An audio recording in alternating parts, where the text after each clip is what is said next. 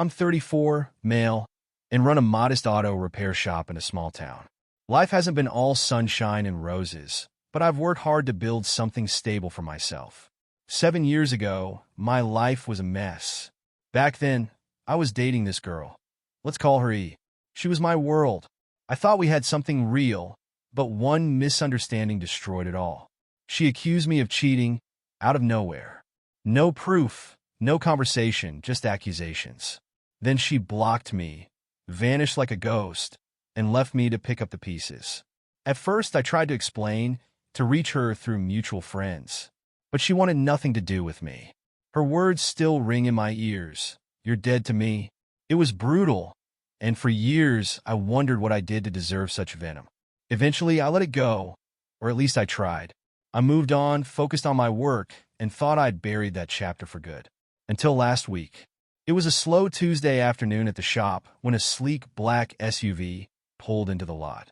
I didn't recognize the car, but when the driver stepped out, my stomach tightened. It was E, 7 years older, but still unmistakably her. She looked nervous, like she didn't want to be there, but also determined. I wiped my hands on a rag and stepped forward, keeping my voice calm. "A long time no see." She didn't smile. Instead, she blurted, "I need your help." I almost laughed. After everything she put me through, she had the audacity to show up unannounced and demand something from me? But curiosity got the better of me, so I gestured toward the office. "Let's talk."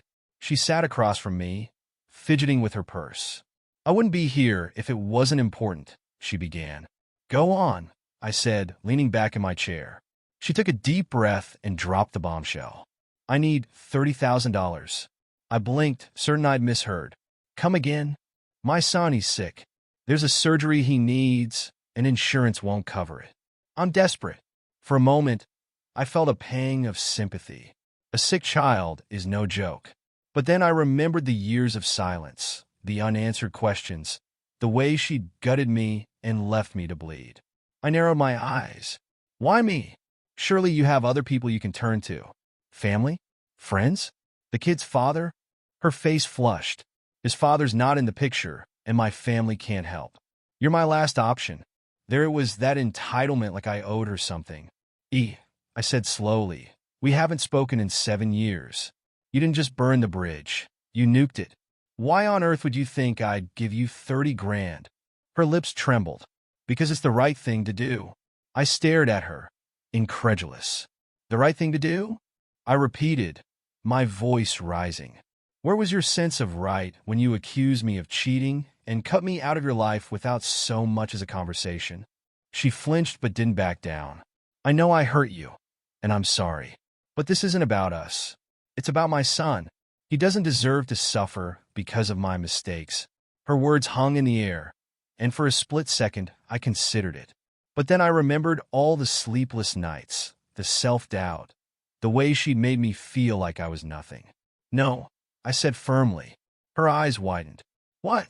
I said no, I repeated. "You don't get to waltz back into my life after 7 years and demand I fix your problems. I'm not your safety net." She stood abruptly, her chair scraping against the floor. "You're heartless," she spat. "How can you let an innocent child suffer?"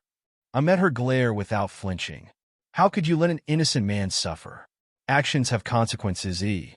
Maybe it's time you learned that." She stormed out, slamming the door behind her. I thought that was the end of it. I was wrong. 2 days later, I got a call from my bank. Someone had attempted to withdraw $30,000 from my account. My stomach dropped. Only one person could be that bold. I called the bank and confirmed my suspicions.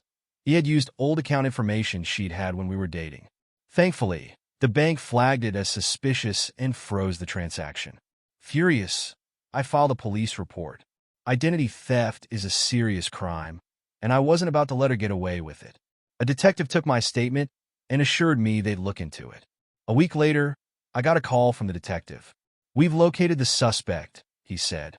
"She's denying everything, but we have evidence linking her to the attempted theft.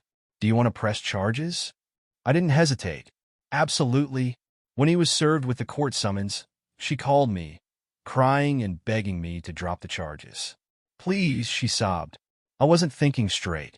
I just wanted to help my son. Her tears might have worked on me once, but not anymore. You try to steal from me, E. There are consequences for that. You're ruining my life, she screamed. No, I said coldly. You did that all on your own. The case went to court, and the evidence against her was overwhelming. Bank records, security footage, text messages she'd sent to a friend boasting about her plan. It all painted a clear picture. The judge didn't go easy on her. She was sentenced to probation, community service, and ordered to pay restitution for the legal fees I incurred. But the story doesn't end there. A few months after the court case, I thought the dust had settled. I focused on my business, but word of what happened spread around town. In a place as small as ours, gossip travels fast, and E's reputation took a hit. It wasn't just the theft. It was her entitlement, her audacity to demand help from someone she'd wronged so deeply. One day, a mutual acquaintance, let's call her R, stopped by the shop. She was one of E's old friends and someone I hadn't spoken to since the fallout. I heard about what happened, or said cautiously. What about it? I replied, not really in the mood to rehash it. Or hesitated. Look, I don't condone what he did, but there's something you should know. She didn't leave you because of cheating. She left because her family pressured her to. That caught my attention. What are you talking about? R sighed, clearly uncomfortable. Her parents didn't approve of you. They thought you weren't good enough, didn't have the right career, didn't come from the right background. They convinced her you were holding her back. The cheating story? That was just an excuse to make the breakup seem justified. I felt a cold knot in my stomach. All these years, I'd believed she left because of a misunderstanding. To find out it was all a lie, orchestrated by her family, was infuriating. Why are you telling me this now? I asked. Because I think you deserve to know the truth, or said. And because E's been blaming you for everything. Telling people you're heartless, that you refuse to help her kid. I clenched my jaw. She's still playing the victim? Or nodded. She's desperate. She's lost a lot of friends over this. And her family's not supporting her like they used to. She's trying to spin the narrative in her favor. I thanked R for the information and decided it was time to take control of the situation. If he wanted to play dirty, I could play smarter. I reached out to an attorney and laid out everything. The false cheating accusation, the theft attempt, and now the smear campaign. I want to make sure she can't do this to anyone else, I said. The attorney suggested filing a defamation lawsuit. If she's actively spreading lies that are damaging your reputation, you have a case. We gathered evidence, statements from people he had spoken to, social media posts where she alluded to me as the monster who let her child suffer. It was all vague enough to avoid outright libel, but with enough witnesses willing to testify, we had a strong argument. When he was served with the lawsuit, she showed up at my shop, furious.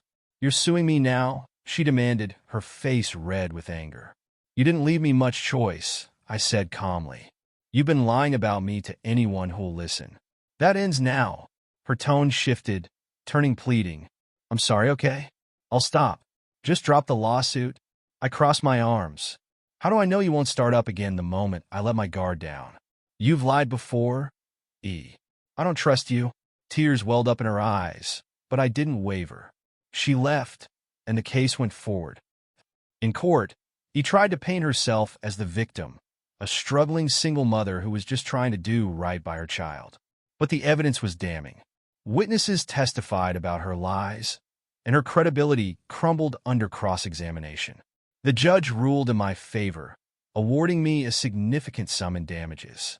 I didn't need the money. I donated it to a local charity that helps underprivileged kids, but the victory was about more than finances. It was about standing up for myself and refusing to let her manipulate me any longer. After the verdict, E's life fell apart even further. Her family distanced themselves, embarrassed by her actions. She lost her job and had to move out of town. Part of me felt a twinge of pity for her, but I reminded myself that she'd brought this on herself. As for me, winning that lawsuit was like closing a chapter of my life I didn't even realize was still open. It was liberating. I've since moved on, both personally and professionally. I'm in a healthier relationship now with someone who values honesty and communication. If there's one thing I've learned, it's this: boundaries matter. People will try to take advantage of you if you let them. Stand firm, demand respect, and never let guilt push you into sacrificing your peace. Oh, and if you like this story, subscribe because you never know when life's going to throw another wild tale my way.